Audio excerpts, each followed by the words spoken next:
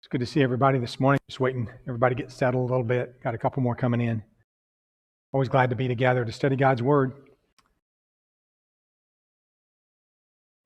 Okay. We continue with our study of the captivity, the return, and the years of silence, the end of the Old Testament period before we come to the New Testament. We've been looking a lot at prophecy in Daniel 11, and part of Daniel 12, which prophesies about a good bit of the details that happen geopolitically in areas surrounding the Promised Land, the land of Israel, Judea. And we've talked about the development of those Greek kingdoms, the Seleucids and the Ptolemies, and how that impacted God's people. We've talked about now the rise of Rome and how they're going to take out that Greek nation and take over themselves. But there's an interim period where the Jews have good amount of freedom. They're independent for a while under the Maccabees.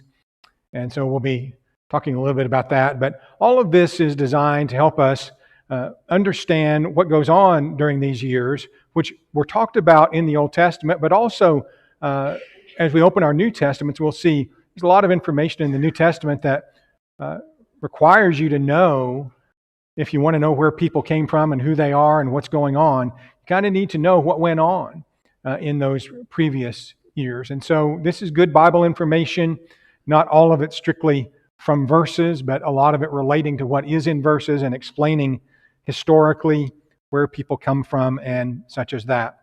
So I'm just going to sort of pick up where we left off Wednesday night and looking at these years of silence where the Syrians are taken out, and in the wake of the demise of Antiochus Epiphanes, who was that horrible Syrian king who defiled Jerusalem, defiled the temple, killed tens of thousands of Jews, the Maccabees rose up, this family, this priestly family, got a lot of people on board with defending the Judea and reestablished the priesthood.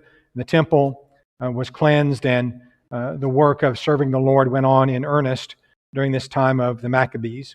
So you have Simon, a priest, then John Hyrcanus, and then a lineage that comes from him of priests. We'll be looking at that in more detail in a little bit. So that's what's happening in Judea in this time frame. Meanwhile, as we noticed at the end of class on Wednesday, Julius Caesar comes onto the stage of history. He becomes a prominent Roman military figure. Arrival of Pompey, who's the general who had taken out the Syrians, the Seleucids, and the Ptolemies.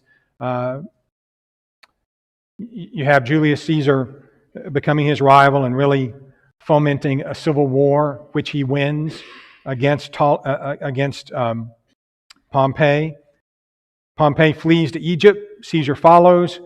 When Pompey gets to Egypt, Ptolemy decides which way the winds are blowing, and he decides to assassinate Pompey, takes him out, and then Caesar becomes embroiled in this dynastic struggle between Ptolemy the 13th and Cleopatra the 7th, brother and sister, who are trying to figure out who's going to be the next leader of the Ptolemaic kingdom of Egypt.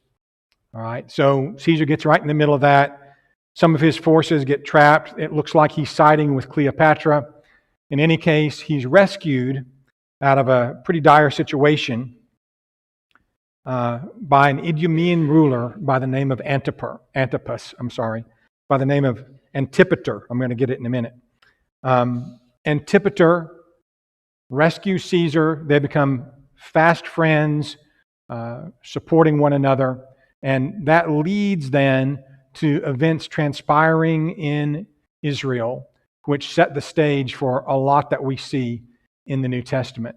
It leads to it because Antipater has a son by the name of Herod, who becomes Herod the Great. He is elevated by Caesar. His dynasty becomes family kings, regional kings in Judea, obviously impacting the New Testament story immensely, as well as the Roman rule in Israel does.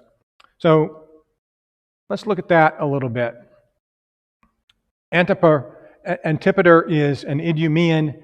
Again, to review, that's of Edomite descent, so related to the Jews somewhat.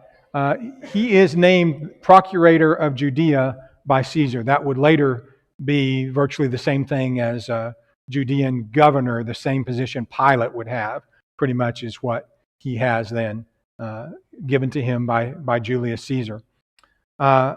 Hyrcanus II, so you've got a priestly line from John Hyrcanus, and Hyrcanus II, who's a few on down from the Maccabees now. We've gone several decades since the Maccabees had gained independence and lost it to the Romans, but still the priesthood is following that line. He is reconfirmed as high priest. Antipater has two sons, Herod, he becomes the military prefect of Galilee, and Phasael, who becomes the prefect of Judea. In 43 BC, Antipater is assassinated by poison as part of a plot to overthrow his government. I'll get back to that in a second. So here's this one that was the friend of Caesar, had a lot of control in Judea, and he is taken out. Mark Antony rises to greater power than ever before. Some of you know this history somewhat. He was both a rival and friend of Caesar, of Julius Caesar. But Caesar is assassinated in 44 BC. That's the year before Antipater is assassinated. So Mark Antony and Octavian, who is Caesar's nephew, defeat the conspirators. And Mark Antony then, as a result of that, gains control of Judea. Again, this is important because the way things go in Judea, who gets power after the death of Antipater, a lot of that's going to be determined by who's reigning in Rome and who has the power in Rome. So here's what Mark Antony does.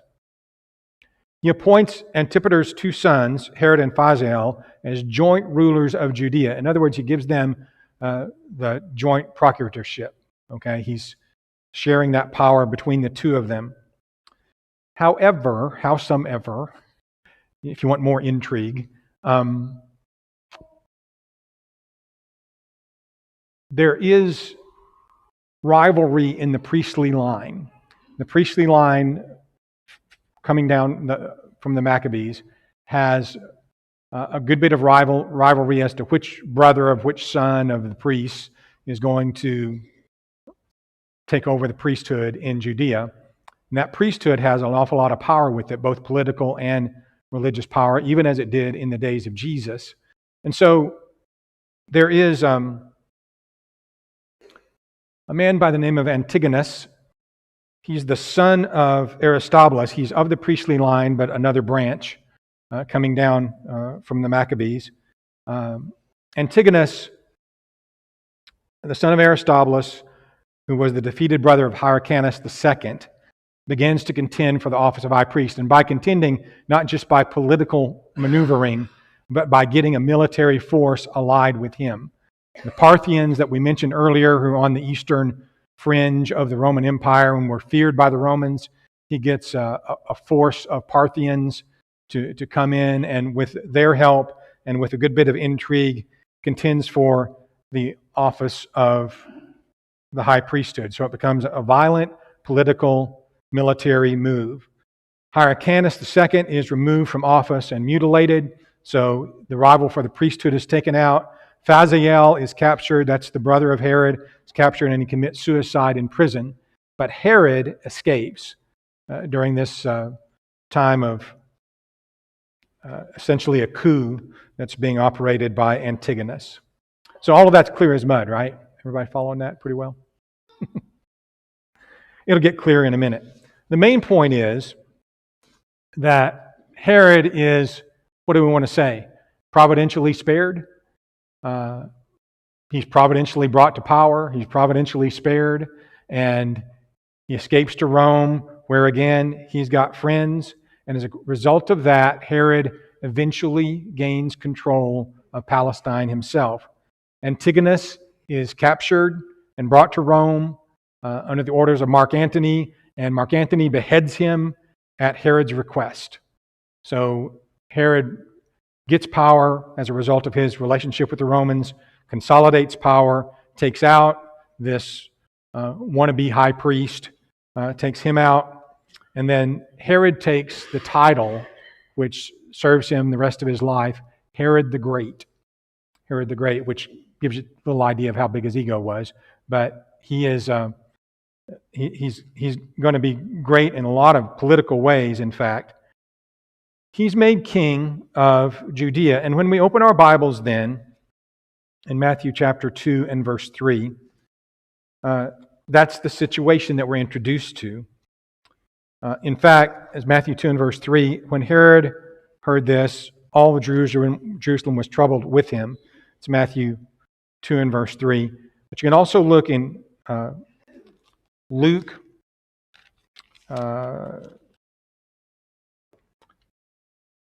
chapter 1 and verse 5.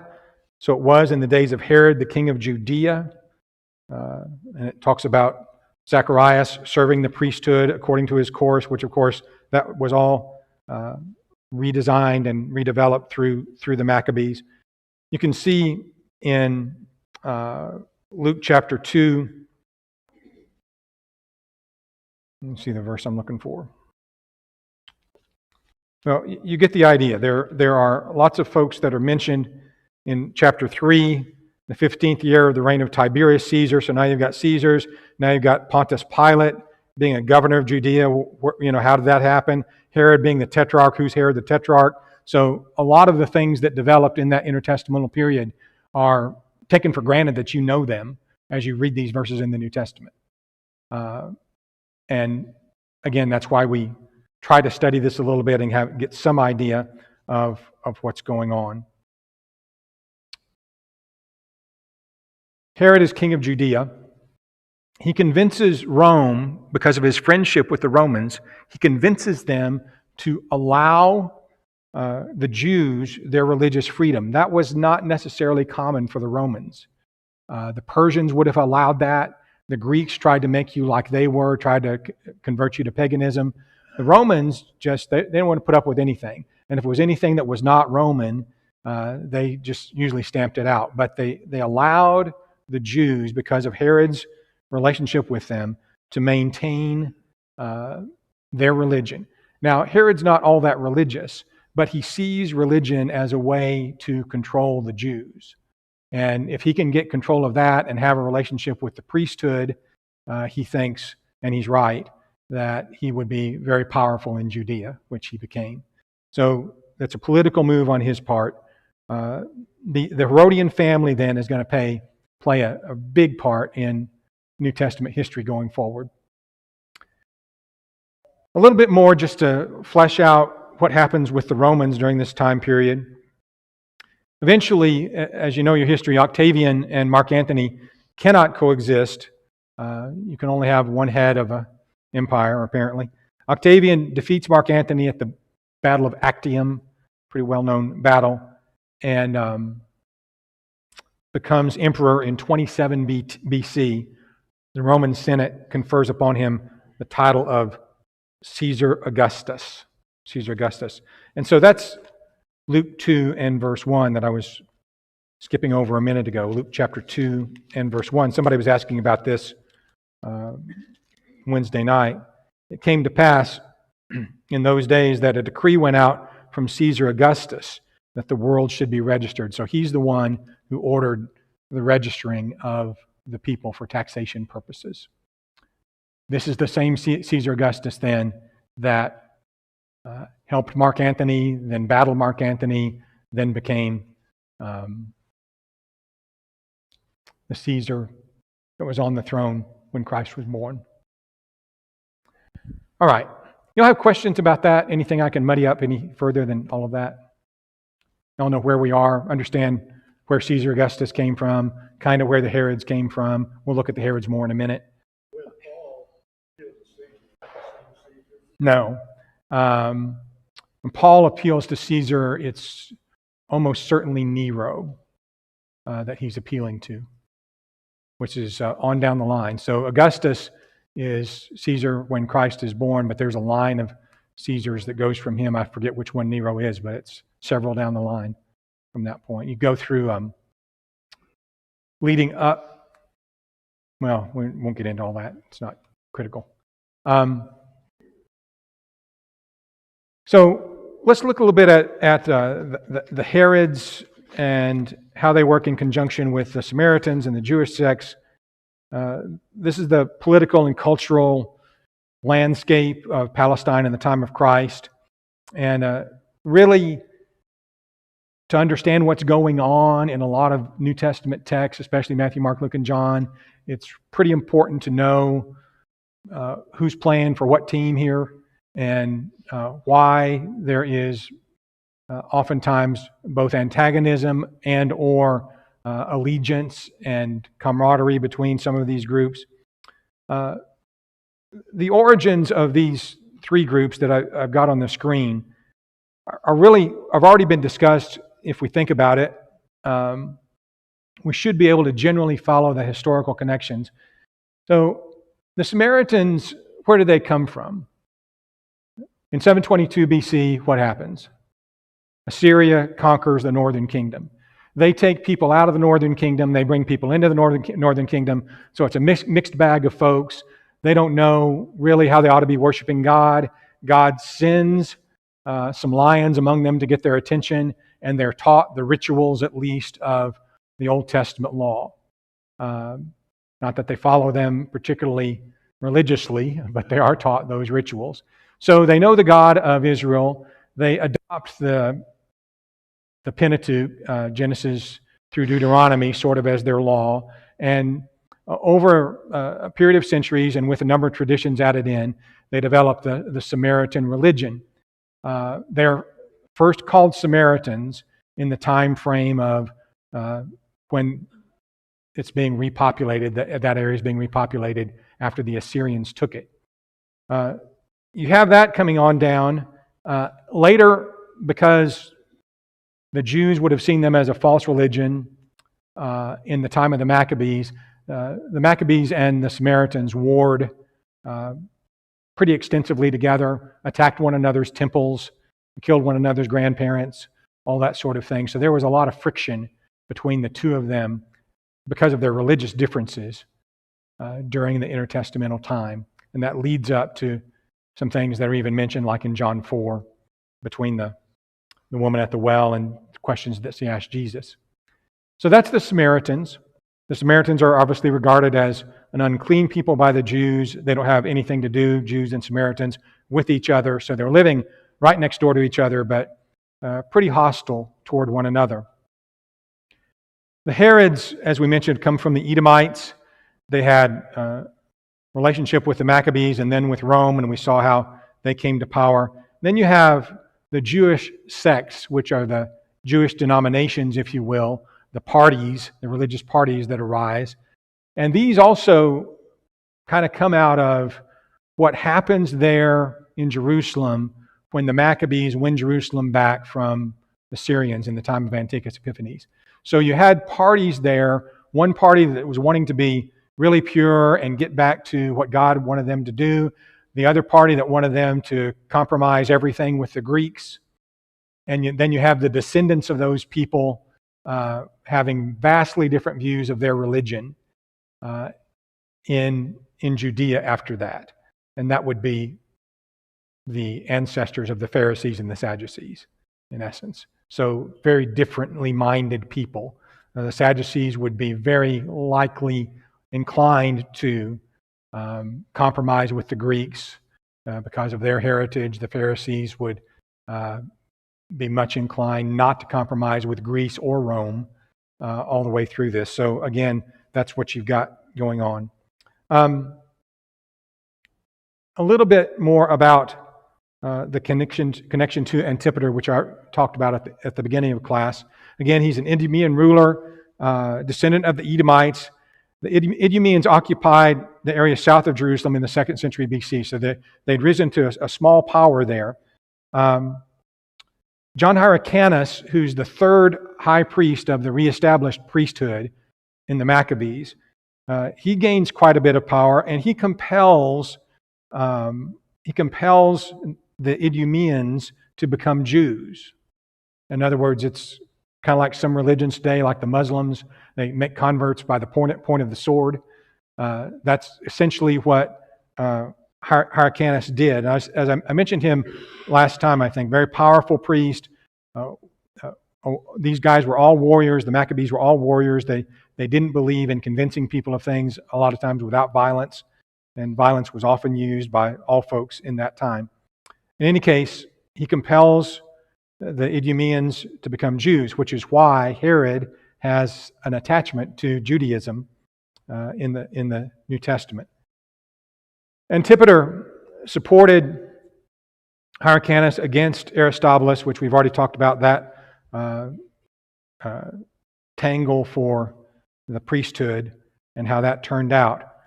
But Antipater initially supported Pompey until his death, and then he switches sides with Julius Caesar and makes that friendship that lasts and is very helpful to him in gaining further power. He appoints his son, Herod, as tetrarch. And so that leads us to talk about, in further detail, Herod the Great. Herod the Great reigns from 37 BC to 4 BC. Now, if you're looking at that and you're thinking with me, I know what you're thinking. How can Herod be the king of Judea and that ends in 4 BC? When was Jesus born? What? No, that's when he died. Jesus was born, we would think 0, right? Is that what we think? Shouldn't Jesus have been born in 0? Isn't that the whole thing? Before Christ, BC? Is everybody with me? You see a problem here? Of course, the problem is with our calendar. Probably many of you are aware of this. Our calendar is 4 years off.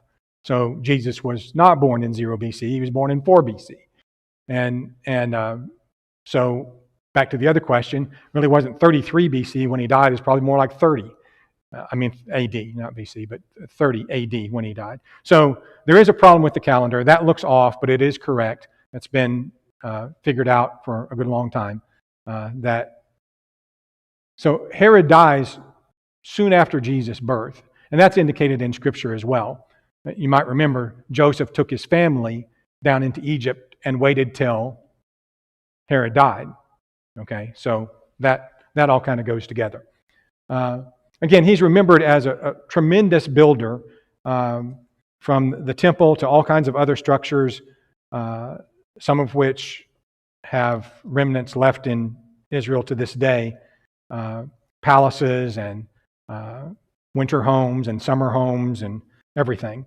It's just, he was an amazing builder. His sons come into the story in this way.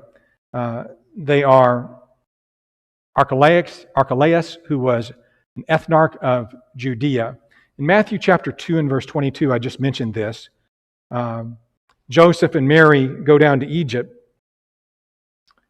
When they heard that Archelaus was reigning over Judea instead of his father Herod, so Herod's passed away. Archelaus is now reigning. When they hear that Archelaus is reigning, Joseph is afraid to go there, and being warned of God in a dream, he turns and goes to the region of Galilee. Another son of Herod the Great was Herod Philip. He becomes the tetrarch, the ruler of Trachonitis, from 4 BC to AD 34. He's the one that's mentioned in Luke chapter 3 and verse 1 that we read a minute ago. Or maybe at the first of class. Luke chapter 3 and verse 1, 15th year of the reign of Tiberius Caesar, Pontius Pilate, governor of Judea, Herod being tetrarch of Galilee, his brother Philip, tetrarch of Iturea, and the region of Trachonitis. So that's Herod Philip. Then you have Herod Antipas, that is the third son of Herod. He becomes tetrarch of Galilee and is there from 4 BC to AD 39. And he's mentioned multiple times in Scripture. His grandson, Herod's grandson, Herod the Great's grandson, is Herod Agrippa I, who's king of Judea, AD 37 to 44. He's comes into the biblical story in Acts chapter 12. He's the one who has James, the brother of John, beheaded. He's the one who, when they praise him as having the voice of God instead of man, is stricken by an angel and dies and is eaten by worms in Acts chapter 12. So that is Herod Agrippa I. Later on, when Paul's on trial, several years later, it's Herod's great-grandchildren, Herod the Great's great-grandchildren, that are trying Paul. In Acts chapter 25 and verse 13, Bernice, who is the consort of her brother, yes, you read that right. Bernice is the consort of her brother, Herod Agrippa II. They come in royal array in Acts 25 and verse 13. Herod Agrippa II is Tetrarch of Chalcis from 48 to 70. 70 is the destruction of Jerusalem. Drusilla, who is mentioned also as the wife of Felix, who is the governor of Judea. Paul is brought before Felix, and so Felix is the governor of Judea, taking the same position that Pilate had. He's married to Drusilla, who is Herodian, who is a descendant of Herod. So it's all mixed together. Kind of like the royalty of England, it's all mixed up. Everybody's marrying everybody's cousin, all that kind of stuff. So you have a lot of that going on. Again, nobody's expected to memorize that or necessarily even remember it, other than all of that's very connected. And it flows kind of in the background to the events that we read of in the New Testament from Matthew through Acts. Those events occur in the political background of these people being who they are for the reasons that history has brought them to this point. And so you see people, these are sinful people.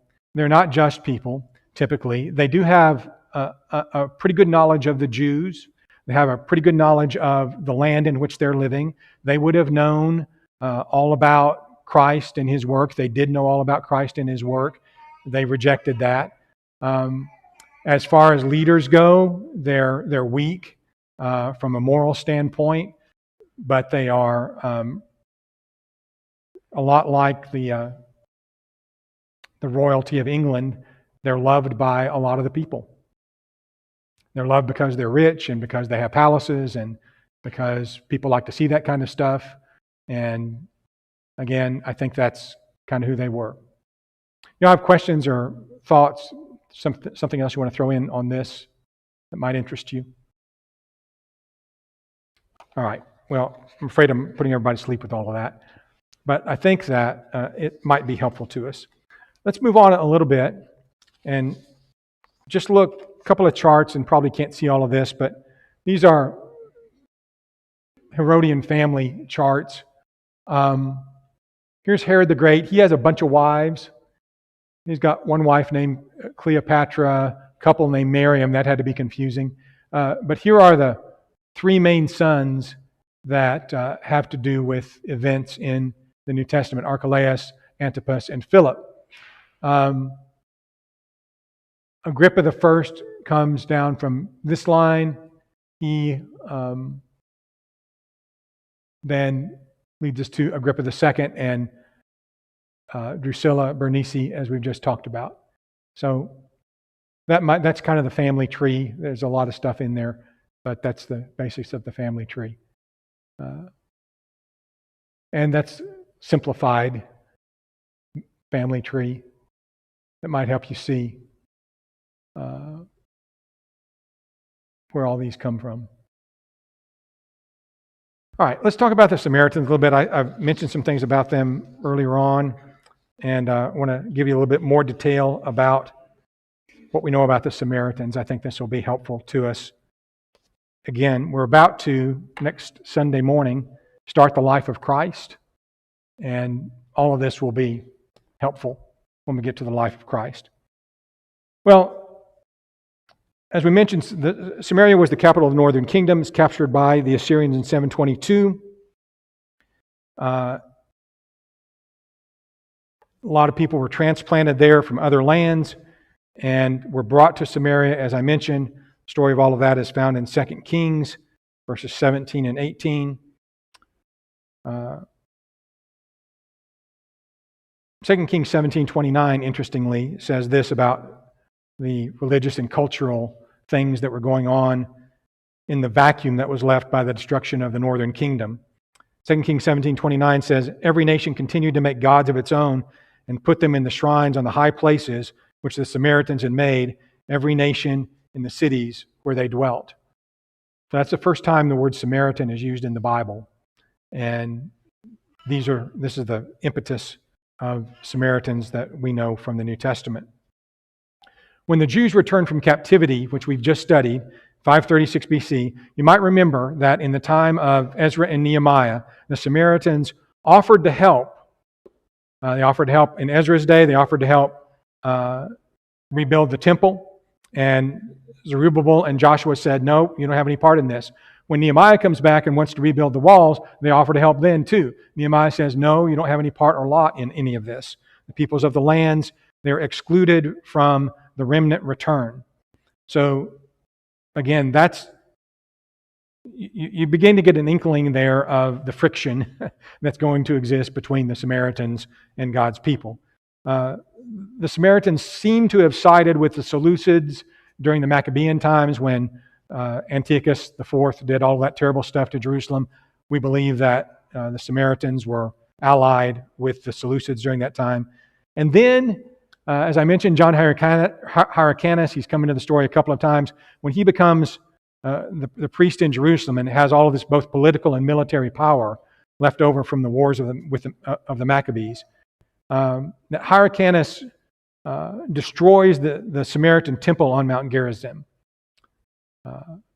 Wipes it out, kills a lot of people, destroys their priesthood, as much like the temple in Jerusalem had been defiled by the Syrians.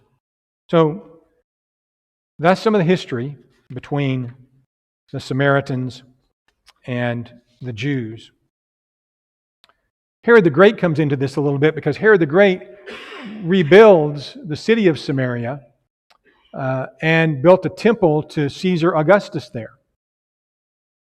Herod, always being the political person that he is and the great builder that he is, this again is kind of significant in the lay of what's going on in the first century. One of Herod's wives was a Samaritan. Actually, that was on the chart that I showed a second ago. So he's connected to the Samaritans as well as the Jews. Pilate slaughters a bunch of Samaritans at Mount Gerizim in 36 AD. This would have been after the crucifixion of Christ. But that led to his removal as governor. So this problem, the Samaritan issue, Rome, the Herods liked them, the Romans didn't, the Jews didn't. So you have all of this. But Pilate was set down as governor, deposed, lost his governorship. This is what led to that finally in AD 36. We've already mentioned that Jews didn't have any dealings with Samaritans. This affected both the travel and commerce in the first century AD. They wouldn't travel through one another's lands if they could keep from it. They didn't trade with one another if they could keep from it. And they were always on opposite sides of virtually every issue that came to be. But in the New Testament, what's fascinating with all that background, when we open up the pages of our New Testament and we see Jesus, the way he presents Samaritans, the way he interacts with Samaritans. Jesus came into this world as the Son of God. He's not just the God of the Jews. He's God of everybody. He's the God of the people that Jews hate. He's the God of all of them.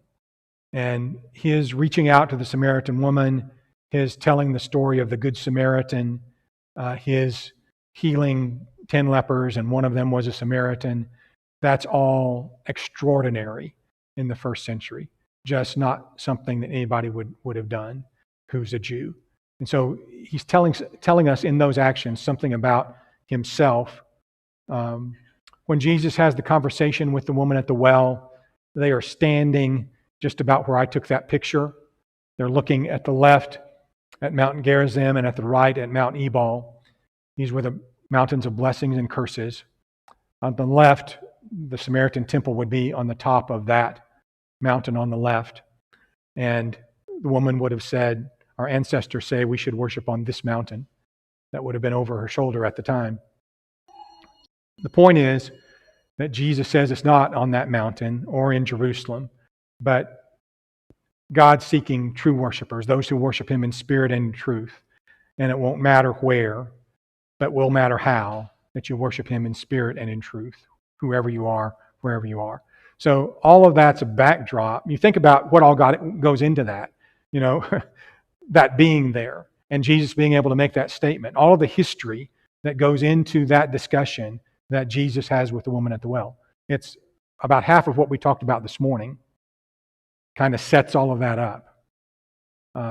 So that's why background is important, to understand what's going on, even understand her question in John 4. It's important. All right, well, I'm going to stop there, and we're going to try to finish up Wednesday night. We'll talk about the Jewish sects, the Jewish priesthood, and the sectarian nature of the religion in the first century. And I'll try to do a brief review of the whole quarter on Wednesday night. But thank you for your attention this morning. I know that wasn't easy to listen to.